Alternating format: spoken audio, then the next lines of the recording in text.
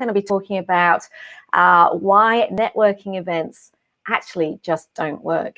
But before I do, I want to say a big hello to those of you that are listening live. If you're listening live, give me a shout out on whatever channel that you're on, because we're streaming across Facebook, LinkedIn, where else are we? Facebook group. We seem to be streaming everywhere these days, and YouTube. So wonderful to see you. If you're there, make sure you give me a high five, a shout out, introduce yourself, say hello. And happy International Women's Day from wherever you are dialing in from around the world. Happy International Women's Day. I see each of you for everything that you are doing. We are all doing the best we can. Absolutely, we are choosing to challenge every single day. You wouldn't be here if you are not. I celebrate you, I see you, and I thank each and every single one of you for everything that you're doing. I actually wrote a blog today in recognition for International Women's Day. You can probably find it on my website or LinkedIn or Facebook. I ended up writing a letter to my 15-year-old daughter, and that's because a couple of years ago, I wrote a letter to her as a 13-year-old. And when I think about Choose to Challenge, I actually could not stop thinking about the 2 years that she's had and how actually it's been 2 years of choosing to challenge. So if you're interested, go have a read, and I'd love to hear what you think. If you are watching this on YouTube and you love what you hear by the end of this session, then please go ahead and subscribe. Make sure you also press that bell. We will be loading up more videos through the week, lots of how-tos, lots of ideas, lots of tips and tools on how you can scale your business, how you can absolutely find those partnerships, find those leads, find those clients, find that opportunity to collaborate and scale your business. So I would love to see you there. As I said, if you love what you're hearing by the end of this, make sure to subscribe. It would be great to see you there. And if you want to actually connect a little bit more in person, connect with more entrepreneurs and business owners, then jump over to my Facebook group called The Networking Matrix. And it is here that you can connect with other business owners, other entrepreneurs. And again, there's a whole heap of lessons. I'm in there pretty much every single day. So you can ask me questions and we can absolutely get you fast-tracked and moving in that right direction. So let's get on with today. Let me just grab a quick slug of water, and we will get going. Okay, so as I said, today I want to talk about why networking events just don't work, why traditional networking events don't work when it comes to trying to build out that network of you. You know, when I talk to people about trying to build their inner circle of their marketing machine, their board of advisors, their intelligence bank, the inner circle that I talk to is one that includes 12 critical people that will absolutely help you achieve your business goals, scale your business, help you stand out, help you become more visible. I talk about 12 key people. And the next question that so many people then ask me is, how do I find these people, Janine? You know, how on earth do I find these people? Because the questions that often come up are, first of all, where do I find them? And so the confusion about where to find these people, let alone what that next step is people are seeking out a level of clarity to answer that question. Where do I find these people? The second question I get asked is, okay, how on earth do I actually find the people? If I've decided where I'm going, how do I work out who are the sorts of people that I need to bring into my world? Who are the sorts of people that I need to have around me to help me grow? And how do I find those people? So what I talk about is a planned approach that's needed. And the final question every single time is one of, what on earth am I going to speak about? What do I say? How on earth do I come across with confidence? How do I present myself in a way that is remembered? How do I do all that sort of thing? Now, many of these questions I answer in my book, It's Who You Know. And I also go into detail on all of this stuff as part of my current program called The Networking Matrix. Is a 7-week online program. We go deep into some of this stuff. But what I wanted to share with you today are some strategies, 3 critical strategies that you need to think about when you are reaching out to people for the first time, when you are curious about how do I build my network. And as I said, most people, when they ask themselves that question, go to a traditional networking event. And I don't believe that it is the actual first strategy. I like to think of networking as that difference between neighbors and strangers, because here's the thing, your network is way closer than you actually may think it is. And yet, despite that, so many of us seem to adopt a strategy of one of reaching out to strangers. We go to these large networking events in the hope that we're going to meet somebody that we can connect with, that's going to add value to our thinking, our business, or even create collaborative business lead opportunities. And yet, it's almost the wrong way. We need to start with our neighbors first. Your neighbors, much like living next to each other, you are warm, it's connected, you see people there, you see people next door to you every single day. It's like there's this place in which you can connect. So you could be talking about the coffee shop down the road, or what you're doing in your garden. There's like this natural easy way of connecting. So the neighbor piece is, it's easy, it doesn't take as much effort, it's the similarities that already exist. Whereas with strangers, it's hard work. You're trying to find a connection point. You're finding it hard to fit in. You're wondering what it is that you should say. And even when you've connected, it takes a long time to actually build that trust, build that space where you can go deeper into your business. And so when I think about networking, I use that analogy of neighbors and strangers. And what I want you, let me just flip on over to my iPad for a second. See if I can get my face on there. Here we go. Let's put my face down there. If we were to think about this in a model, if we've got proximity down here, and we go from known to unknown, and then you've got effort as that vertical axis, and let's say it goes from easy to hard, I believe there are 3 strategies that we can use when we reach out to people, when we decide how we're going to reach out to people, and it's not necessarily a networking event.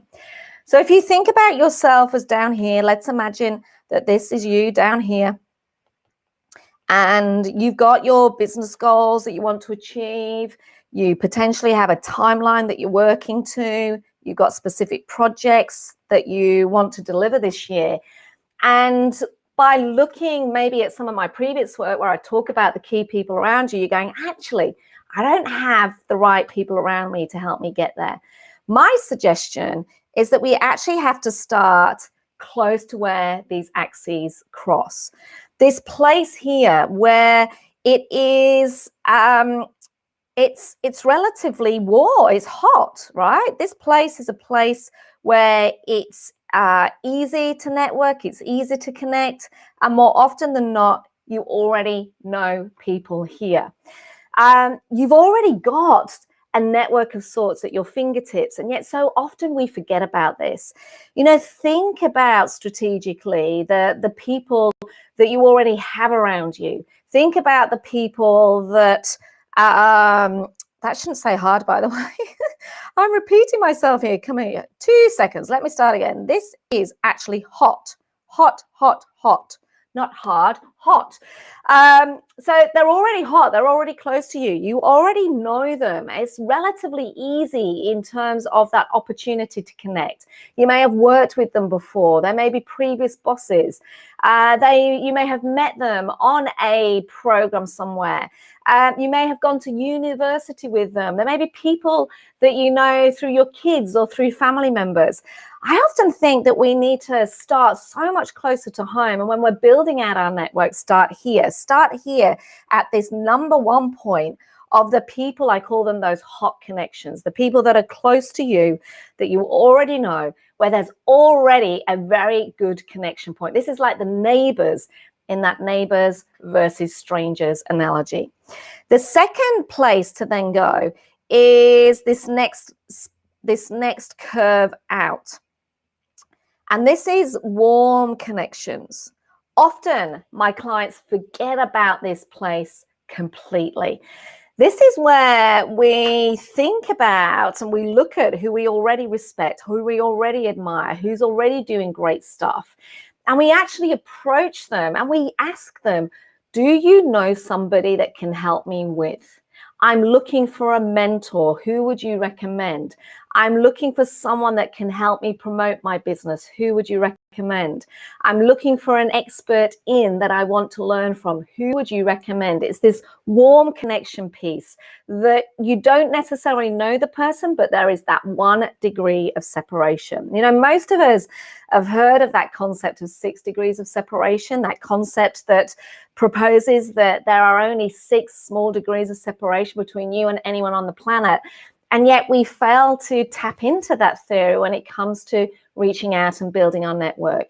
We fail to tap into this opportunity with this warm connection piece. And this is absolutely there are small degrees of separation that separate you right now from the very people that you should be meeting, that you should be networking, that need to be in your inner circle to help you scale and grow your business. And this is the work that I sit down with my clients and do. I go, okay, let's think about your goals for this year. Who do we already know that can help you get there? Those are those hot connections. Now share with me people that you're already inspired by, people that you already look up to in your work, in your industry. Which out of those people could we approach?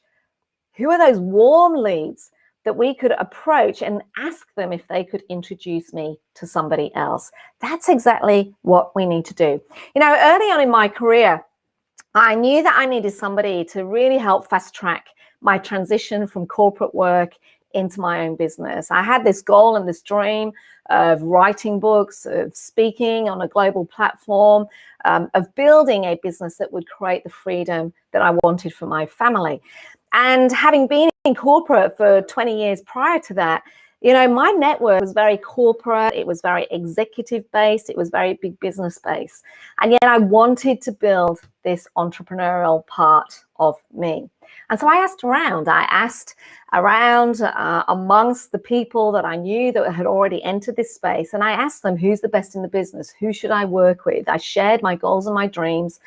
I shared the stuff that I was really good at. And I equally shared the stuff I wasn't so good at. And I asked them, who should I approach? Who should I work with? And as a result of really getting clear on building a business where it was all about helping other people unleash their brilliance, that I actually needed to build a commercially smart business that unlocked my thinking to be able to share that to somebody else. And the person that was mentioned was a guy called Matt Church. He is the founder and the chair of Thought Leaders Global. And I asked this person, this contact of mine, to introduce me to him. The long and short of it is that I worked very closely with Matt Church for a couple of years to really reinvent my business and launch my speaking career. I then got involved in Thought Leaders itself. I'm a partner at Thought Leaders Global, and Matt continues to be in my world, particularly taking that teacher role, that professor role of expanding my thinking. And that's what I mean by warm connections. The worst place to start, the final place to go, is this top circle. And this is where most of us traditionally go. It's this place where we go, I've really got a network, I've really got to get out there. And so, you know, what I'm going to do is I'm going to go to a networking event. But in my mind, traditional, not COD, typo, Janine. In my mind, traditional networking events are actually quite a cold approach to networking. What I mean by that is, you know, more often than not, we're turning up in a large room, or we're turning up on a group hangout online now. We may be connected in terms of industry or our goals or our desires, but the reality is we don't necessarily know many people in those groups. And we turn up and it's quite cold. We're having to really explore what environment is right for us, which isn't. Is it the right fit? Does this fit my personality style? These are sorts of people I want to hang out with. Is this the tribe that I'm looking for? And it takes a lot of effort. It takes a lot more effort because of the unknown in that community. And it also often takes a lot of trial and error. Now, there's no doubt that there are hundreds of ways in which you can connect. There are hundreds of networking events you can meet on or offline. We've also got the wonderful social platforms that we've got of Instagram, of Facebook, of LinkedIn. But it requires you to be very, very, very, very, very intentional about the people you're reaching out to. Now, if you're looking for a mentor in the legal space, for example, then you absolutely need to make sure that you go to some industry-specific event. If you're a graduate just starting out and looking for that next step, or even somebody that's looking to change your career or developing a side hustle, then maybe a more generic networking event is right for you. If you're looking to expand your business or lift your career, then you've absolutely got to make sure that you are joining an event or going to an event where you've got big picture thinkers that are not only just willing to share their story, but also they're also absolutely willing to work with you. I'm not talking about just a speaker from stage inspiring you to do awesome stuff. I'm talking about business leaders who have been there and done that. That absolutely are speaking from stage and inspiring you to do stuff, but that they're also giving you the tools, giving you the experience, giving you the space to be able to develop your thinking. You've got to be clear. The key here is you've got to be clear and you've got to be curious. So as I said, the cold space is much harder. From a proximity point of view, it's much more unknown because this involves attending events, often with people from that you don't know, different industries, different parts of the world, etc., etc. You've got to find places where you're able to absolutely debate your thinking and develop your thinking, and really be determined to engage in this group. You've got to put in that hard work. The best example here is I worked for a company once, and they developed a networking roulette game. Now, part of their challenge is that the people in their organization were operating in silos. They really wanted to break down those silos and get people connecting, not only cross-functionally, but cross-hierarchy. And so they developed this monthly networking roulette system, where essentially you would be paired up randomly from someone within the business, irrespective of wherever they sat in the business, and you had to go out and have a coffee with that random person and connect. It was a great way for senior leadership to connect with junior people, for people to actually start exploring different functions within the business and really developing those collaborative opportunities. But still, it's hard work. And it takes a lot of energy when you're almost connecting as a stranger and trying to find the similarity in the connection point. So my point here is there are way better ways to connect than simply just going to a networking event. I would absolutely encourage you to, first of all, look at the hot connections, the people that you already know, and approach them. Thank them for the impact that they are already making in your world. Ask them if there's anything you can do to help them. And most of all, explore if you can get a commitment to a more regular connection place. Is it a weekly connection? Is it a monthly? Is it a 6-monthly catch up over coffee or lunch? The point here is you already know these people. Start there. The second place to go is the warm connections. When you're clear on what it is that you want to do and what gaps are missing in your world, go and approach someone that you already respect and admire and ask them if they can recommend anyone. And the final place to go is your traditional networking events. They are hard work, and it's like walking into a room full of strangers. So if you're looking to build your network, those are the 3 strategies. I absolutely believe that networking events, as they currently exist, do not necessarily work as a means to build the network of you.